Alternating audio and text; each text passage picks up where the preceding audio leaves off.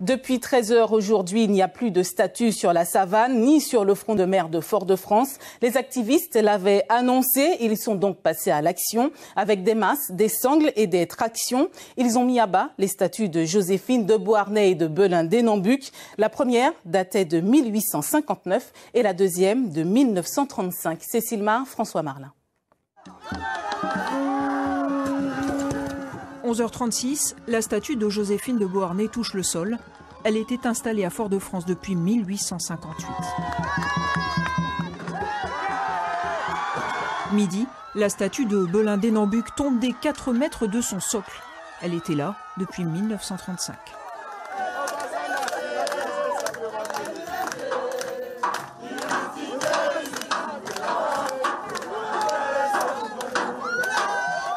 Il aura fallu à peine 1 heure à 200 personnes pour changer le visage de la Savane et du front de mer.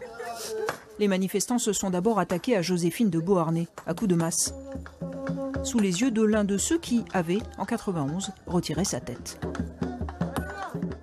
En 91, il y a des gens qui pétaient tête Joséphine de Beauharnais. Nous avons été en tête Napoléon, aussi qui pétait en 91. Mais il y a un écusson qui a fait apologie de crimes contre l'humanité, Napoléon Bonaparte, empereur des Français. La ville Fort-de-France, et puis l'État français en premier, depuis 2001, loi Taubira, il était en infraction.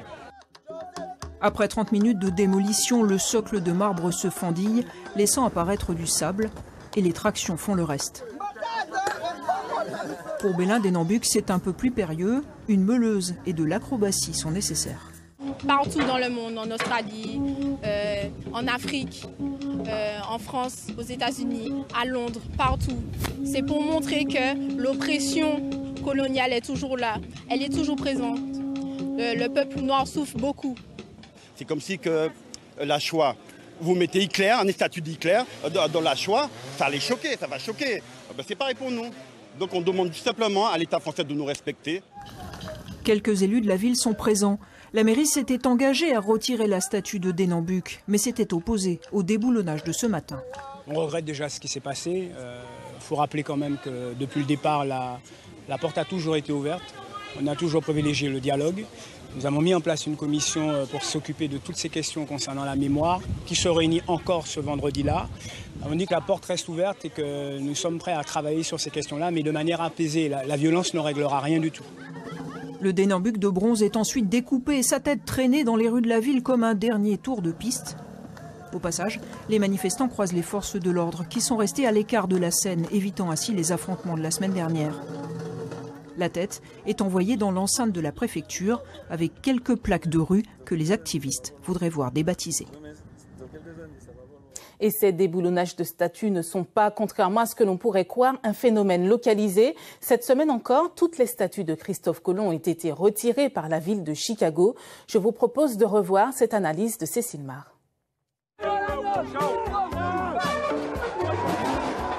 De la Grande-Bretagne à Bruxelles,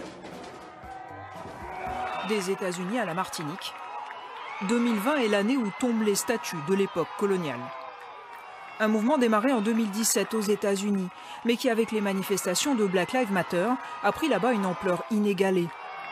En Martinique, c'est en septembre 91 avec la décapitation de Joséphine de Beauharnais sur la Savane. Et plus récemment, le 22 mai dernier, avec le déboulonnage des statues de Schellcher.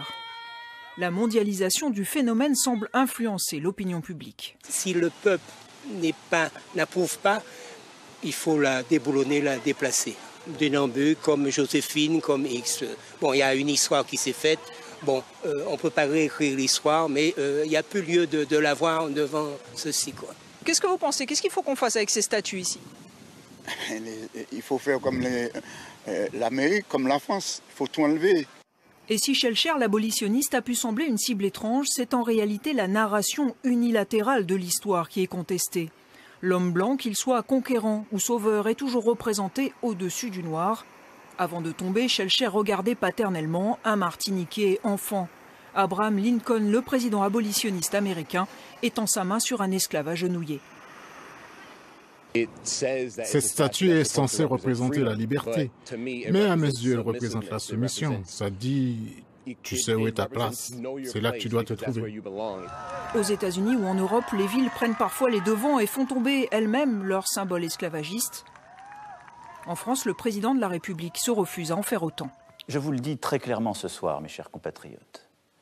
La République n'effacera aucune trace ni aucun nom de son histoire. Elle n'oubliera aucune de ses œuvres. Elle ne déboulonnera pas de statues. Mais sans l'accord du président de la République et sans celui de la mairie, les statues de Joséphine de Beauharnais et Belin d'Henenbuch sont tombées ce dimanche 26 juillet 2020. Et justement, la statue de Joséphine de Beauharnais a déjà fait couler beaucoup d'encre. Retour sur les faits marquants de son histoire avec Christophe Arnerin. C'est le 29 août 1859 que la statue de Joséphine de Beauharnais a été inaugurée au centre du jardin de la Savane, à Fort-de-France. En 1974, le maire Aimé Césaire décide de réaménager la Savane en déplaçant la statue sans son large socle de granit et sa grille ouvragée, une décision qui répond déjà aux besoins exprimés par une partie de la population, rendre moins visible la statue. En 1991, un commando baptisé Ixtelga la décapite au motif qu'elle aurait contribué à rétablir l'esclavage en 1802. Sa tête ne lui sera jamais restituée, seule une peinture rouge, symbole du sang, demeure sur le cou et le buste. Le 31 décembre 1992, la statue et son socle ont été inscrits au titre des monuments historiques. 28 ans plus tard, le 26 juillet 2020, elle est déboulonnée par des militants du collectif Rouge Vert Noir. Marlex. Merci Monsieur le Président. Monsieur le Premier ministre, chacun sur nos bancs, j'en suis sûr, pourrait faire sien les mots d'Aimé Césaire qualifiant la traite et l'esclavage de sauvagerie insurpassée au cours des siècles. Chacun sur nos bancs regarde avec fierté le vote unanime qui fut celui de l'Assemblée nationale il y a tout juste 20 ans à l'initiative de Madame Taubira, reconnaissant la traite et l'esclavage comme un crime contre l'humanité. Chacun sur nos bancs salue la décision qui fut celle de Jacques Chirac d'instituer une journée mémoriale le 10 mai et constate avec lui que la République s'est construite avec le combat abolitionniste. Et nous avons été aussi, je crois, nombreux sur ces bancs à saluer les propos du président Macron le 14 juin dernier lorsqu'il affirmait « La République n'effacera aucune trace ni aucun nom de son histoire, la République ne déboulonnera aucune statue ». Il aura en réalité fallu un petit mois seulement pour que la parole présidentielle atteigne sa péremption, puisque ce dimanche 26 juillet, un petit groupe d'activistes à Fort-de-France a détruit, au terme d'un ultimatum, sous le regard passif de l'État, sous les fenêtres même de la préfecture, Monsieur le ministre de l'Intérieur, une statue de Joséphine de Beauharnais. Comment votre gouvernement, averti par ultimatum, a-t-il pu laisser faire ? Comment votre gouvernement, informé à l'avance, a-t-il pu laisser détruire un monument historique, se rendant juridiquement complice par abstention d'un délit puni de 10 ans de prison? Par quelle faiblesse avez-vous pu renoncer aussi vite à tenir une promesse du chef de l'État? Où était, Monsieur le Premier ministre, l'autorité de votre gouvernement dimanche dernier à Fort-de-France? Merci, chers collègues. La parole est à Monsieur Gérald Darmanin, ministre de l'Intérieur.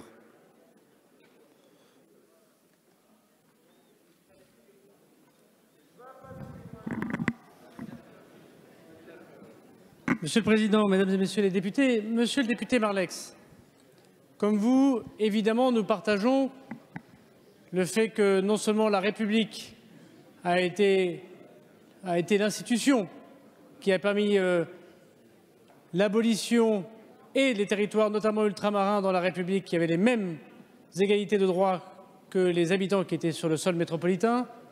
Et comme vous, nous reconnaissons bien sûr, comme vous l'avez dit, et selon plusieurs majorités politiques, sur plusieurs gouvernements, le fait qu'évidemment l'esclavage est une des choses les plus horribles que pourrait commettre l'humanité. Sur ce point, nous sommes d'accord. Vous avez l'air d'être d'accord, Monsieur le député, sur les propos du Président de la République. C'est assez rare pour le souligner. Ça a dû vous demander un effort important. Là où nous sommes un peu moins d'accord, Monsieur le député,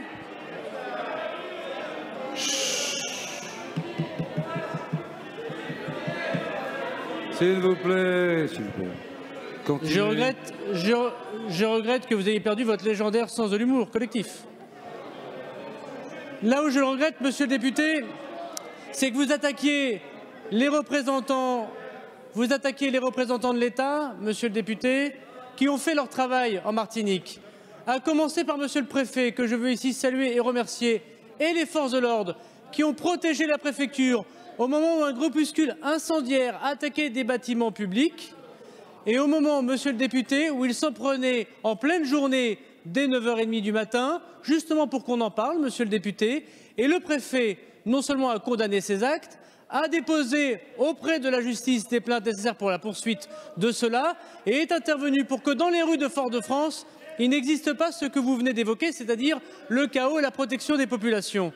Vous avez oublié de dire, monsieur le député, que ce groupuscule, qui est suivi par les services du ministère de l'Intérieur, que ce groupuscule s'en est pris également à la statue de monsieur Gandhi, le qualifiant de négrophobe, montrant ainsi que ces extrémistes doivent être poursuivis et condamnés.